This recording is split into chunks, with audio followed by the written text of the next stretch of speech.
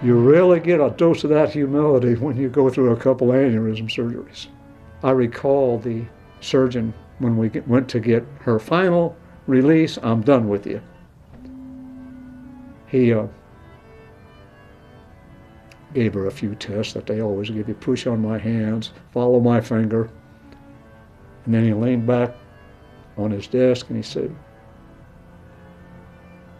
"Do you know how fortunate you are? You're able to walk, you're able to talk, you're able to raise your family, you're able to work, you're able to drive, and you had 2 surgeries without a stroke or a seizure. Wow." Surgery number 1 was June 5th, and surgery number 2 was August 14th. And I had to have 2 separate surgeries because the aneurysms were in 2 separate parts of my brain.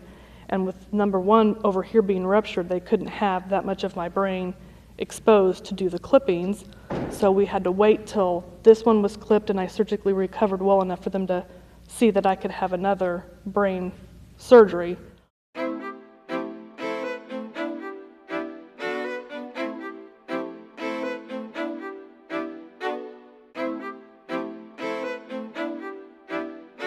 The only symptom an aneurysm has is rupture.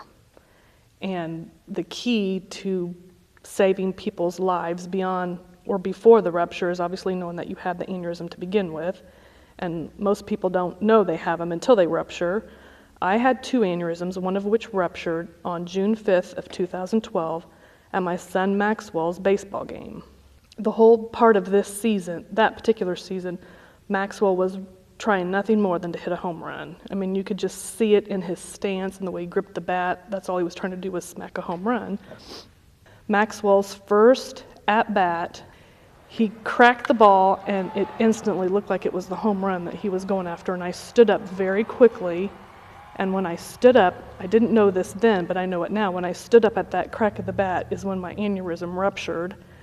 I remember feeling somewhat odd, medically odd, but I couldn't explain anything of it. And I remember having to hold on to the fence behind home plate because I didn't want to sit down. I wanted to watch what happened. And to make the situation funny, it was not a home run. It was a ground rule double. And when my son made it to second base and him and I got the eye contact and could do this, I sat back down. And as I was going to sit back down, I felt like I could faint. And yes, my head hurt. Now I have my mother's migraines, or I've had them just like she's had. So yes, my head hurting was obviously going on, but it wasn't enough for me to think that there was anything seriously wrong with it. All I wanted to do was sit down, and then once I sat down, I felt like I just needed to lay down, and that's all I wanted to do. Now, the mom that I was sitting next to happens to be a nurse who knew that there was something odd going on as soon as I sat down, because she started asking me questions that I thought were kind of odd. And she kept flashing fingers in front of my eyes, and I didn't know why she was doing that. I know now is she was doing emergency room visual tests on me, but I didn't know that at the time. And she could tell that there was something wrong, and she was trying to get my husband or other people around me to call for an ambulance or to help, because she could tell I needed to go somewhere. All I wanted to do was lay down. And my husband's basically admitted to me that had she not been so insistent, he would have walked me back to the car and let me lay down. I probably would have died in my car at my son's baseball game.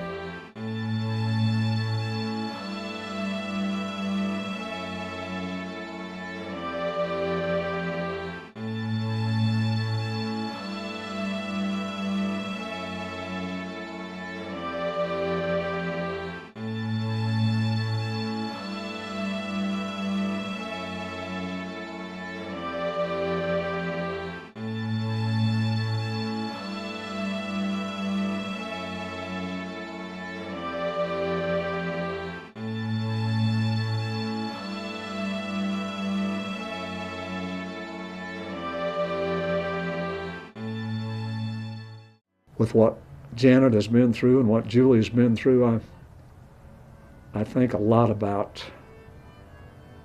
how God loves people, but I don't even think I've touched the outer limits of His love with what He's done, the way He's blessed me in my life.